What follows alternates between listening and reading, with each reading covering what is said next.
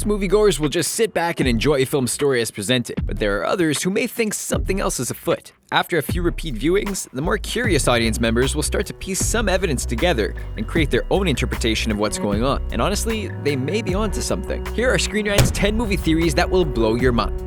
Star Wars. Even the most devout Star Wars fan has to mock the ability of the Imperial Stormtroopers, as they frequently miss their targets despite being trained soldiers. But what if it was all on purpose? One theory suggests Darth Vader instructed his troops to miss the main heroes because he had bigger ideas for them. Consider that the Empire learns the location of the Rebel base after the Millennium Falcon escapes the Death Star, which wouldn't have happened if they were all killed. When the Stormtroopers are shown to be efficient killers in the opening scene, it starts to make sense.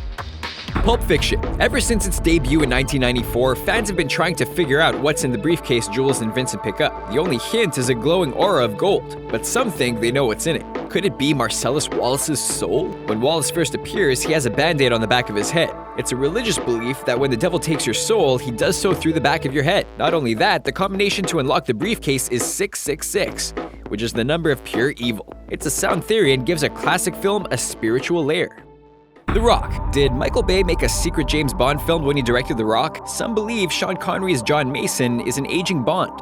In The Rock, Mason has been in prison for 33 years, lining up with the peak of Connery's Bond tenure. Also, it's noted that Mason has no identity and doesn't exist. Correlating with the classic James Bond is a codename theory. The script plays into it further, revealing Mason was trained by British intelligence and is a lethal killer. Mason even parodies Connery's one-liner from Diamonds Are Forever. I'm Stanley Goodspeed. But of course you are. Hi, I'm Plenty. But of course you are. It may be wishful thinking, but it's too good not to be true, right? The Avengers. Earth's mightiest heroes seem to take care of an Asgardian god a little too easily. But what if Loki was in on the whole thing? One theory says that he lost to the team on purpose so he'd be taken back to Asgard by Thor when it was all over.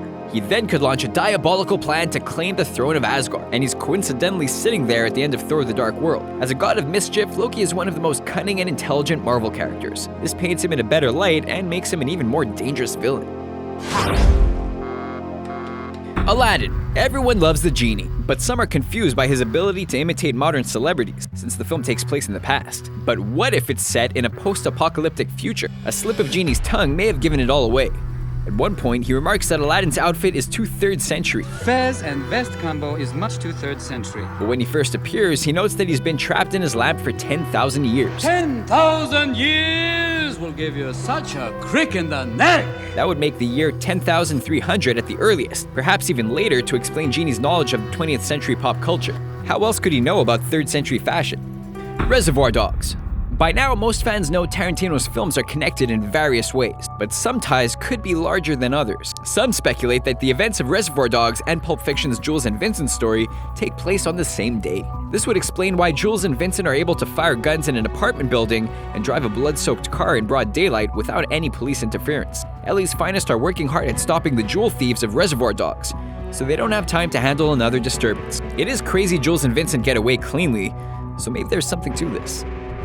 The Dark Knight Trilogy. Christopher Nolan's Batman series emphasizes the close relationship between Bruce Wayne and his butler Alfred. But what if there were something more? One theory proposes that Alfred is actually Bruce's biological father. The evidence is somewhat slim, but a closer examination of their interactions holds some clues. Alfred seems to be very emotionally attached to Bruce to be just an ordinary butler. He seems to be looking after someone who's his own flesh and blood, but that could be an effect of being Bruce's surrogate parent. It'd throw the origin for a loop if true, but Nolan's been known to bend minds before.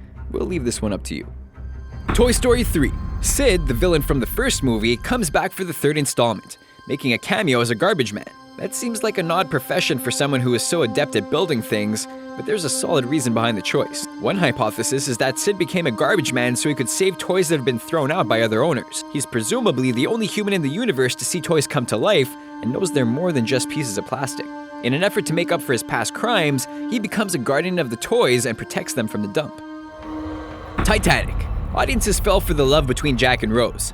But what if Jack never existed? Some suggest Jack was just a figment of Rose's imagination as she fought a bout with depression. Jack represents her fantasy of the ideal man while she deals with an abusive fiancé and helps her work up the courage to stand up to him.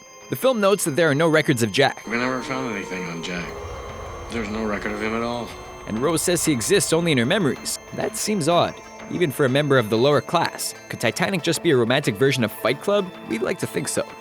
Ghostbusters. Even though Egon says the Ghostbusters shouldn't cross streams, they do just that to stop the bad guys and save the day. But things may not have been as happy as they seem. Theorists have suggested the group died after crossing the streams, and the celebration that follows is an elaborate fantasy. As for the sequel, the theory suggests the Ghostbusters are in purgatory. The second film repeats the events of the first, though slightly skewed, and nobody appears to recall what happened before, even though a giant marshmallow attacked New York.